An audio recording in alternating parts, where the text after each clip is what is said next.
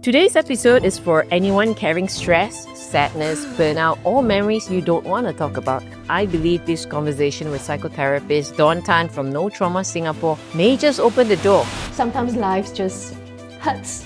That's the reality of it. The brain is an amazing organ. If you were to allow healing to happen, it can set you free. Navigating life isn't always a straight line. Meet Dawn Tan from No Trauma Singapore. With over 20 years of experience, she helps people make real, lasting changes. She offers support that is personal and tailored to your needs. How would someone know if they're actually carrying trauma or they're just having a bad week? If it's something that is trauma, it constantly comes up in their life, personal or at work, where it's constantly disrupting how they live their life.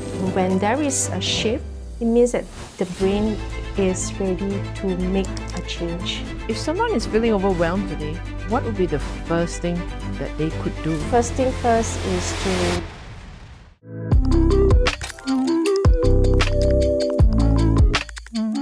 Today's episode is for anyone carrying stress, sadness, burnout, or memories you don't want to talk about. If you're feeling stuck in your head or your heart, I believe this conversation with psychotherapist Dawn Tan from No Trauma Singapore may just open the door that directs you towards unlocking. We'll get down to what tools or treatment techniques are available. But first, Dawn, I'd like to ask you, how would someone know if they're actually carrying trauma or they're just having a bad week? Well, if it's they are actually experiencing a bad week, it just happens in a moment of time and then it just goes away. Yeah, after a period of time. But if it's something that is trauma, it constantly comes up in their life, personal or at work, where it's constantly disrupting how they live their life. When you say disrupting, meaning the way the ability to sleep, eat, work? Simple functionings of sleep, eat, work, and having relationship with people around. Right. And what are the subtle signs that people often ignore? Maybe long periods of sadness, depression, and the constant self-blaming and distancing from people. And isolations. Right. When you say self-blaming, what does self-blaming look like? It can sound like everything that went wrong is their fault. What do you say with someone who's struggling with all the above that you just described? Sleep, work, function, right? And self-blame. But they're struggling with it and they're saying that, look, it's not, people have it worse. So they're not seeking help. What will you say to someone like that? I would say that don't be so hard on yourself. Yeah, be gentle with yourself because sometimes life just hurts. That's the reality of it. But we do get on with it and choosing something that will help you, uplift your spirit. Life just hurts. That's ouch. Not all the time. Not all the time. And you also mentioned that it shows up with people. How you distance people, how you isolate. Trauma shows up in relationships. How? If let's say that it's couple relationships, right, and it's simple communications where it happens on a day-to-day basis, but then it resulted in them amplifying the issues that they just can't resolve. Simple issues like maybe just housework. Yeah, and that resulted in them probably having frequent fights and to the point where they may end that relationship. Maybe a boy-girl relationship or maybe it's a marriage. And does that spill over to their other relationships, say with their siblings, their parents, their children, their work colleagues, their friends? Sometimes it might, but some conceal very well that, they are just functioning as per normal and they just keep it to themselves. So it's behind closed doors. Yes. But will you say that there's a pattern to trauma? The person who has trauma, right? Are you the same traumatic person with every person in your life? Or would it be limited to just a particular person, a particular relationship in your life? Just put it this way, that you would expose yourself more with someone that you feel safer with. Yeah. You could unpack that a little bit. That's too deep. I didn't catch that. It's like, when you are with your family members, with your close ones or with your loved ones, you tend to let loose of yourself. What do I mean by that is that you would just be comfortable to show them the ugly side of you.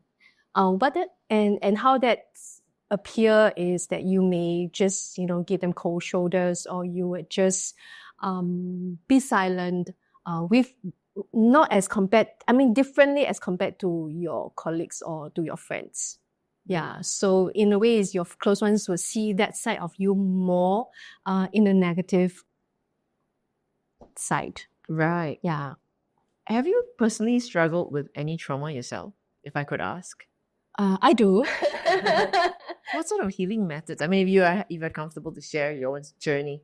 Growing up, I was never a likable child. Right. And so what I always hear is, I'm no good. I am a black sheep in the house. So basically, it's all the nasty things that I have heard especially from my family. So I believe in that when I was growing up, and to the point where I was very critical to myself, and I was constantly feeling suicidal. Yeah, throughout my growing up time. I remember as young as 4 or 5 years old, I tried to commit suicide. Right. Yeah. And it was from probably TV shows. And what I remember was they were holding a razor blade and they cut themselves, but I didn't see where they cut. So I took the razor blade and I think I cut my index finger. It was so painful that I never attempted again. Yeah, so that was my youngest memory of my attempt. And what sort of healing methods helped you along the way? Was it in your teenagehood or later on in your adulthood? I think later on in my adulthood. Yeah, especially when I get into this field of healing and healing work. I think this healing work is not just helped me in my own journey. It also has helped me discover different things about myself and also my clients as well. You work with many clients in Singapore with your practice, No Trauma. And as I understand it, there are many different techniques that you work with clients, right? I mean, there are names that I've never heard before. There's MEMI, there's Reattach, Hypnosis, and Brain Switch. Now, let's start with hypnosis, because I think that when I love the idea of exploring different things, but when I first canvassed the idea of hypnosis, clinical hypnosis with a friend, or friends really, most of them will be like, are they going to ask for your PIN number? What if they tell you something strange when you're in that hypnotized state, right? And often conjured up as an image of a woman like a witch. What is hypnosis in actual practice? Just put it as in everyday life, we ourselves actually get ourselves into a state of trance.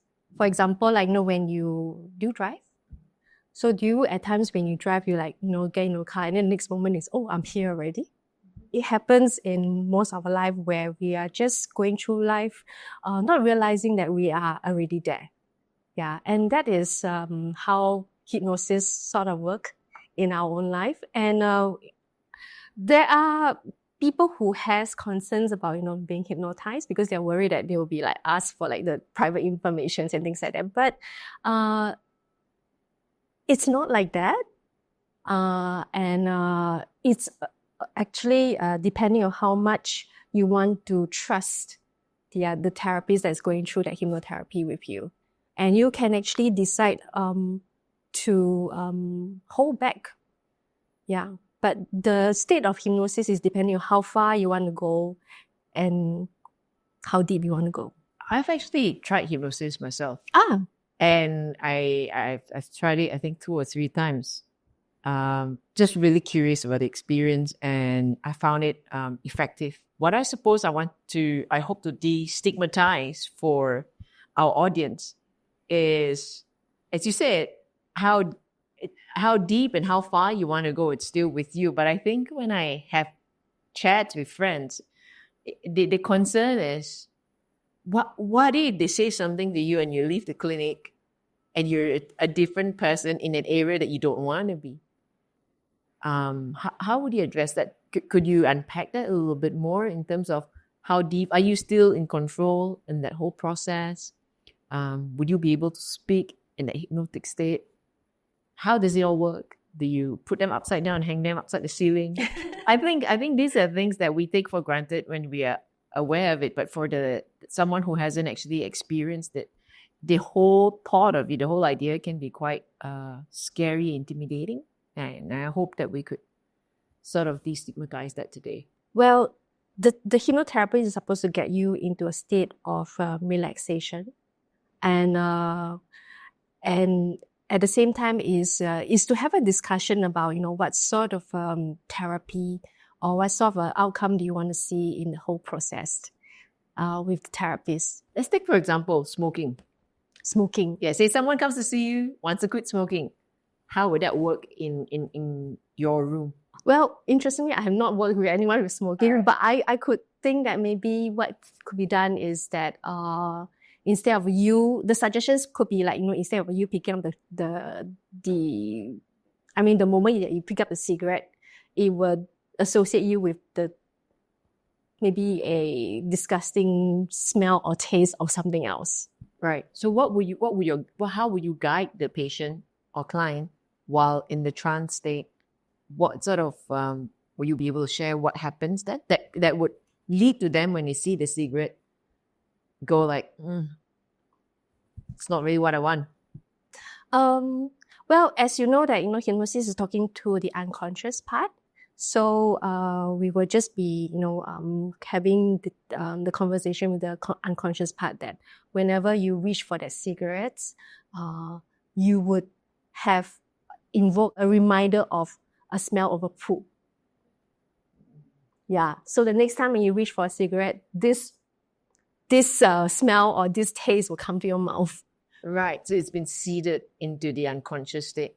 And that comes to the, I think, the touchy topic of consent. The concern that I often hear is, what if they tell me something I don't know, I don't actually want? The therapist would seek the consent and there'll be aligned outcomes from that session, is it not? Yes. And how do you seek out that consent? Which is to have it in the beginning of the sessions first before the hypnotherapy. I would say that go to a licensed one. Licensed hypnotherapist. That's a good tip, guys. Everybody who's listening, go to a licensed hypnotherapist.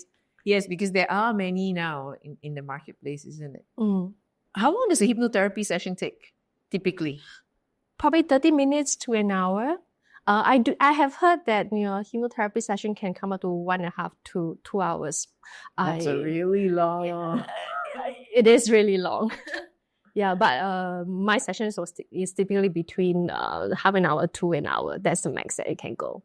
Right. Yeah. And how would the client usually leave your room after a hypnotherapy session? I can share with you one of my case. Sure. So she came in to see me not because of hypnotherapy, but because she wants to work on her relationship with herself, because and with her colleagues, and she's constantly feeling very negative about herself, and she's been seeking for therapy for a long while. So I was doing some other therapy with her, and she was open to hypnosis. So then we meet almost once a month for regular sessions, and she came in very tired because of an exhausting day. Yeah, so our session is on a weekday night usually. And after the session, she looks very different. She looks radiant. I always ask her to check a mirror before she goes. Right. And she looks bright and she looks good. I have a question then. If she's bright and she looks great, but by the next month she needs another session, are you able to wean off? Yes and no.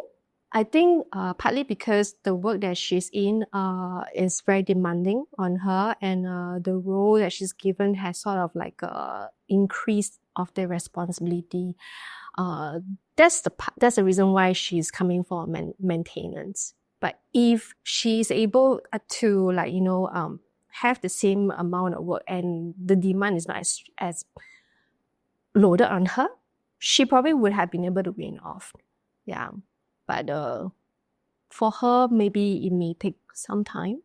And in that situation, what sort of hypnotic guidance would you give? Works good. I mean, every time she sees me, maybe that's why she goes, give me more work. I'm doing great. The focus is more on getting her to be resilient. Right. With the environment and with herself, and also be able to recharge and recover and energized. So that's usually the focus of the hypnosis sessions, and be able to find ways to navigate when new situation comes. I see. But that's very insightful. I've not understood hypnosis. I'm seeing hypnosis in a different light now. I never knew it could be a maintenance sort of practice. Let's go on to the next one. MEMI. What does MEMI stand for? It's Multichannel Eye Movement Integrations, and it's a therapy founded by Dr. Mike Daninger. The very first therapy that I ever experienced that got me out from trauma. Right. Yeah, and it was a trauma experience that got me stuck in the situations for about 2-3 years. And before the trauma hits, I was actually functioning very well. And I was able to do my own maintenance work, which is I would draw, I would do mandala, and it helps me my focus. I would meditate, I would do my mindful walk. But then somehow when that trauma hits, I was not able to get out from that state. And there were days where I was able to feel good, but then it will revert back. Yeah, and MEMI was the one that pulled me out and be able to experience a new experience. Like I'm alive again. To bring that aliveness back. Yes. Wow. And MEMI stands for Multi-Eye Movement. Multi-Channel Eye Movement Integration. Okay. I was wondering what that I was. MEMI. So Multi-Channel Eye Movement Integration. And what happens if I wanted to experience MEMI? Can you walk me through what typically would happen if I walk into your room? Well, I would ask the clients what actually has got them to come in to ask for the session, and how that experience has been for them. I wouldn't ask too much of a question, just a gist of like an understanding, and I would check in with them whether is this something that they want to work or be free from. Yeah, because without the agreement, it's not going to work in terms of the therapy sessions. No matter which modality of treatment, which... Yeah, because you see, the mind is wanting to work on it, be free from it. But if the internal is not ready, it's impossible to, be able to do any therapy. Yeah, partly because the body system is not ready to work on it at this moment. And what that tells us is that we just need to help the body to feel safe.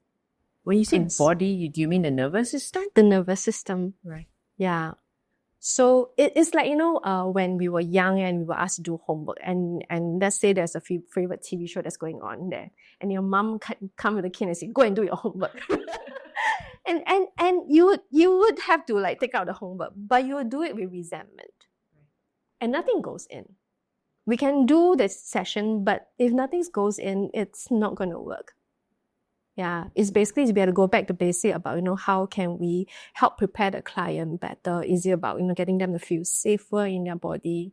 Or maybe just to explain to them how the session will be like so that they can go back and ponder upon it and then decide whether they want to come back. See. Yeah, and assuming that the client's in agreement, say, hey, this is something I want to change, a lifestyle or to build resilience, then what's next in terms of how you would apply MEMI? Okay. So basically what we will get them to do is project out whatever that's constantly running in their head. Is like a disassociation, because it has been attached to them, like they're associated so much with that memory or with that traumatic event. That's constantly feel like they are linked with it. So we need to delink it by dissociating it from them, like Projecting an image. in projecting an image. So we went back to, so that wouldn't work with the client that you described previously? Or what sort of, can you give us an illustration? I'm just trying to catch, what would you be projecting? What's projecting? Projecting whatever that scene that's constantly playing in their mind, that's constantly disrupting them from living the life that they want to live. Yeah. So we're going to project that, and then after we will do the eye movement. So basically, we will be doing the eye movement, and every sets, we will be testing the elements of whether are there any changes in the image, the sound, the kinesthetic. Yeah. So when there is a shift, it means that the brain is ready to make a change. Right. I share with you one of my cases. Maybe that could be easier to relate. So I had this client who came in because she is sensitive with sound. So chewing irritates her. And she can't, as in like going to like gathering stresses her, especially when it comes to eating. Yeah. And she came in wanting to work on that. And what happened was that she's able to project out whatever that's constantly affecting her during the eating sessions. And at the end of the sessions, she told me this, that at least it feels further away. Yeah. And when I saw her the next session, she told me that she was given a longer runway. Right. Yeah. She doesn't get into the irritation immediately, but it gives her a longer time to decide, does she want to stay in this room feeling still regulated, or she can exit. Yeah. Without feeling a sense of like over-aroused. Without, being overwhelmed. Yes, correct. That's very impactful. I'm trying to just sort of put it all together. Hypnosis speaks to the unconscious. Yes. MEMI speaks to the tired of doctors talking and not understanding what you're saying. Talk Health Asia cuts the fluff. Real experts, real answers, real access, so you can take control of your health. To how brain process the image, the visuals, the kinesthetic, and the audios. Can I put it in a very overly simplistic way? If I were to go to the gym and I'm on a treadmill and I'm running on a treadmill, I'm working on my cardio. And then if I'm picking up some dumbbells, right, I'm working on my muscles, my biceps, for example. So it's different parts of my body. Does MEMI hypnosis tackle the same part of the brain or a different part of the brain? It tackles the brain, but it tackles the sound, the visuals, and the kinesthetic. For MEMI? For MEMI. And hypnosis? Hypnosis does that too, but in an unconscious manner. So basically, it's why hypnosis is just lying there and just listen and then receive these suggestions passively. MEMI engages you to activate that event that's constantly running in your head and reduce that senses that's constantly affecting you. So it brings down, it dumps down the volume of the sound. Triggering. Yes, that's right. Right. And then there is another technique that I understand as part of your very long portfolio. Reattach. What's Reattach? Reattach is basically a sensory processing that works with adult and children who has difficulty processing sensory informations. Basically, okay, maybe I can explain to you with one of my cases that I just saw recently. So she came in because she was having some issues at school, and she was really feeling very down that day. How old is she? She's 15. Yeah, and she didn't know why she was feeling down, and she can't really explain. So what I did was I did the reattach with her, basically just doing tapping. Right. And what happened was that at the end of the session, she was feeling at her optimal state. She feels happy. She's fired up.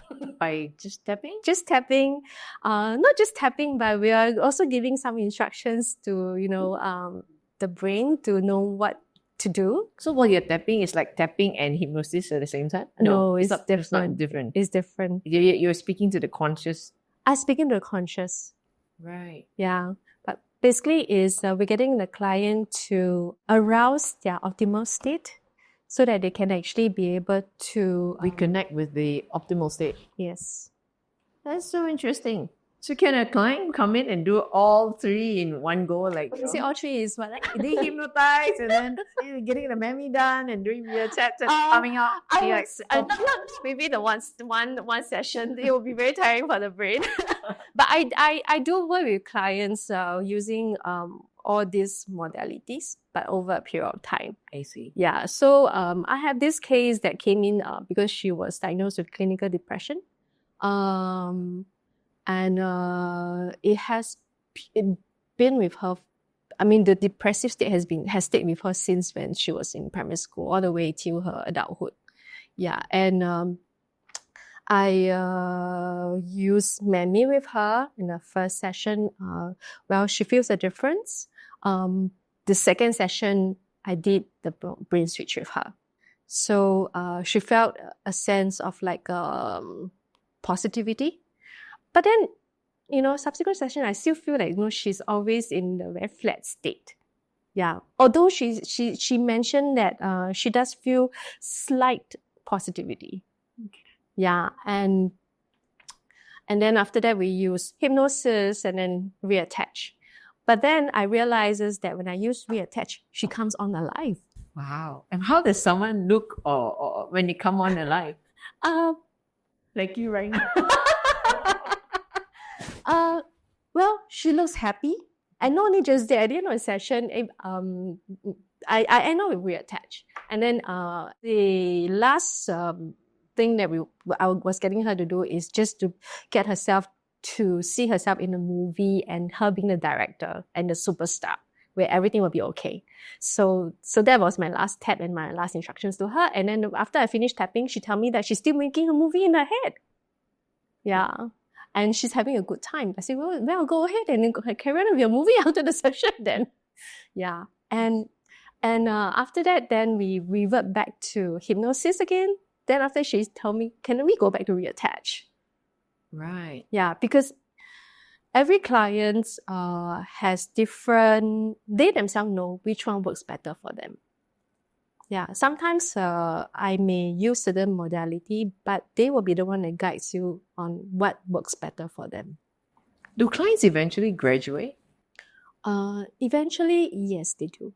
Because at the end of the day, we do not want to keep clients in the therapy. So hallmark success is to actually win off the clients. Yes. Basically, throughout the whole process, we are helping them to be able to gain their own coping skills. Yeah, and be able to manage things that, day-to-day issues that they can, using their coping skills, be able to like gain muscles. Grow muscles, emotional muscles. Yes. Right. And you mentioned brain switch, which is interesting because some months ago we had Dr. Joachim Lee speak to us about brain switch in great detail. What's your experience with brain switch? My experience with brain switch, it was a wonderful experience. And something happened a few years ago where I was, it was a different trauma. Sure. Different trauma. But then I was constantly stuck in a loop. And I was in a state where I was constantly blaming myself for a stupid decision that I make. Yeah. And what happened was that it comes back and haunts me time and time again with that Joachim Oh, you saw Dr. Joachim. Right. uses brain switch on me. Right. Yeah, to work out this issue. I felt better, but doesn't mean that I have not. Sort of like A miracle. It's not a miracle cure. I don't blame myself, but it reduced. Again, it removes the acuteness of it. Correct. Yeah. And now that when I think about this issue, I don't really blame myself, but just recognizing like, oh, this is a stupid mistake that I wouldn't make again. As a client, right, or as a normal human being who has trauma or has some pain in my life, and I walk in to see you today, what leads you to determine which modality or treatment to attempt on me? Well, what will guide my directions of the therapy will be based on what the client is bringing in and the state that they're coming in with. If client is coming in a very low state where they are not really wanting to talk about anything, perhaps maybe I might use MEMI or I might use Reattach. Yeah, because brain switch requires some form of engagement where maybe it might be too strenuous for clients to get into that state. Yeah. I see. Although we covered brain switch in detail in the next episode, in the previous episode, sorry, and I probably will say that our team would put in some links at the bottom if they need to go. Can you just give a brief overview of what brain switch is for those who are listening in to this episode? Okay, so brain switch is a therapy where it helps to delink the how should I put it?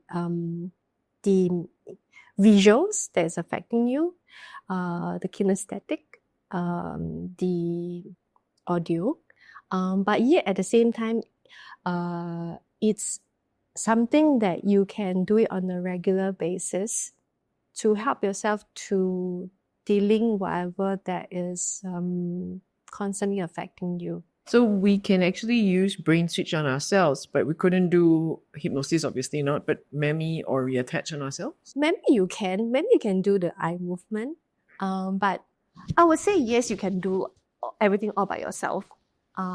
Variations of it. Yes, variations of it, but not the full version of it. It would be good that if you have a therapy that works with you. Sure. If someone is feeling overwhelmed today, what would be the first thing that they could do to help themselves? Really overwhelmed? Yes, really overwhelmed. Perhaps maybe what I will do is I will use the eye movement. Eye movement. And so if someone were to be feeling very overwhelmed, would the first thing is to reach out for a therapist? I think first thing first is to reach out to someone that they feel safe. Yeah, because I think when you're overwhelmed, you probably wouldn't think about looking for a therapist. Right. Yeah, but you probably would be looking for someone that you feel safe to have a conversation with. Yeah, not just anyone, but someone that you feel a connection and feel safe. And you mentioned something interesting earlier about feeling alive.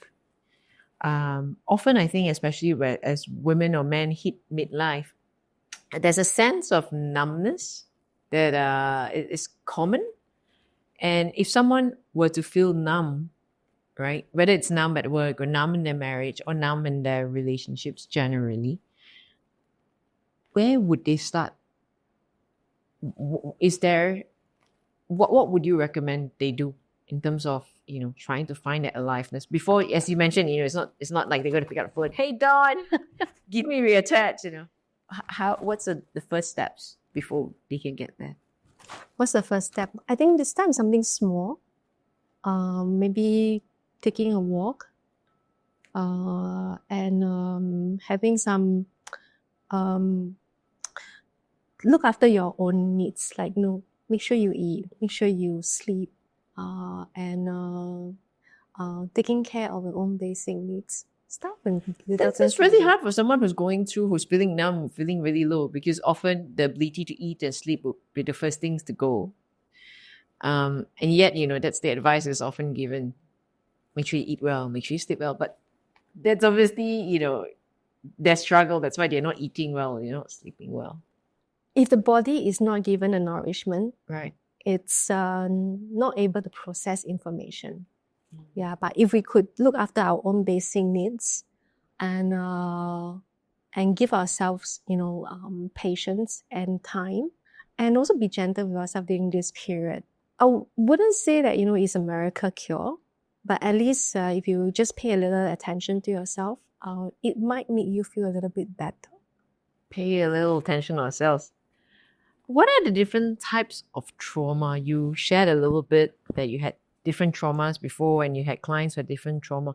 What would be some of the different examples of trauma that you could share with us today? Childhood trauma, where they didn't resolve it and they brought it into their relationship.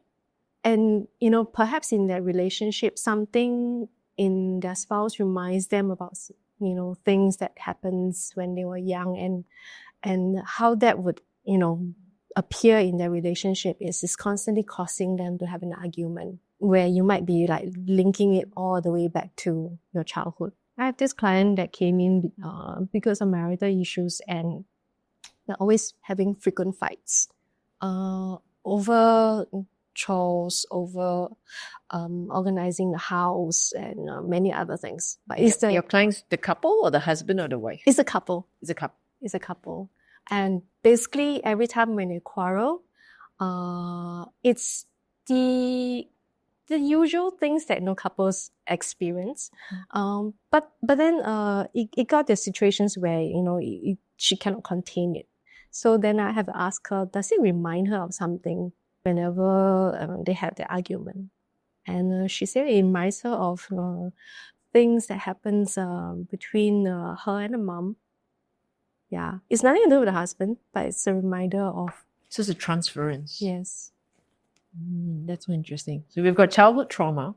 Would there be other traumas? Because childhood trauma is something that's often said in social media nowadays. Are there other traumas that we're not aware of? Okay, I have this client who got into... I was seeing her for some time. She has childhood trauma and other trauma she experienced growing up with her siblings as well. And I sort of work with her and she sort of managed it up. Even though it's an ongoing issues that she has to deal with, but it got better. And I wasn't seeing her for a period of time. And suddenly she called me one day, after a year later, she said that, she got into an accident where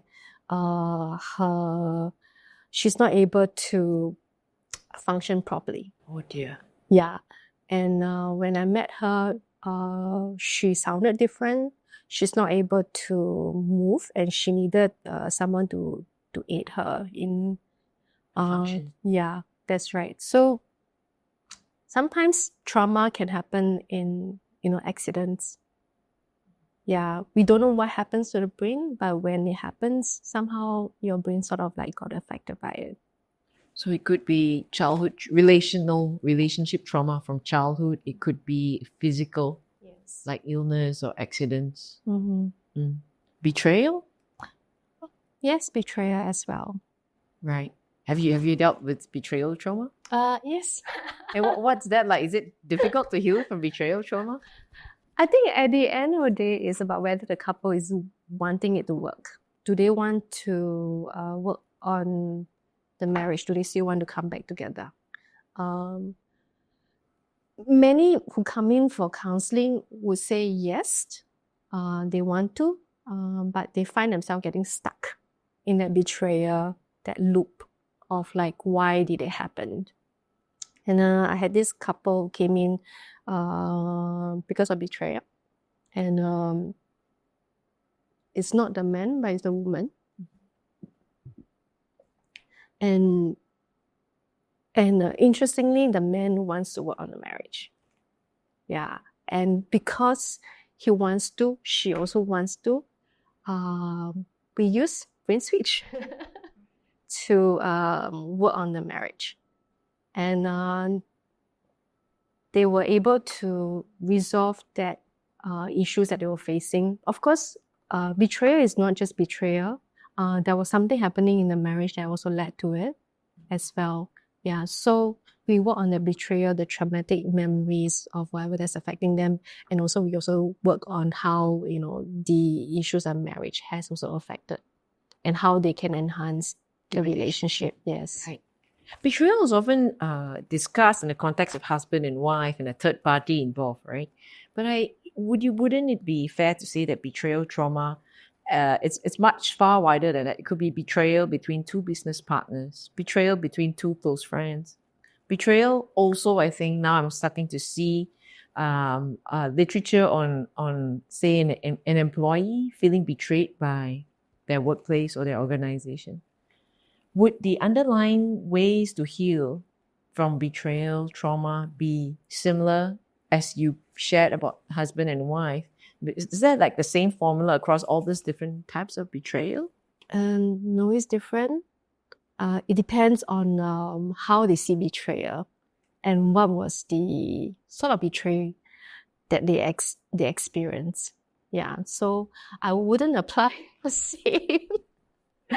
So it's a different animal that for each of these different betrayals. Yeah. What's the hardest trauma in your clinical experience to heal from? I think those with who are deeply attached to the pain, they will find it difficult to heal because they don't allow or give themselves permission to be set free from the pain. Yeah. And what's the hardest part about healing? It's the wanting to be recovered. It's the very first step. Yes. So that once an alignment happens, then that's 50% of the battle. And believing that it can happen. That's really profound. Believing it can happen. What's something you wish everyone knew about trauma, recovery, and healing, Dawn? That you can recover. That the brain is an amazing organ, and if you were to allow healing to happen, it can set you free, and the brain is capable to be more resilient.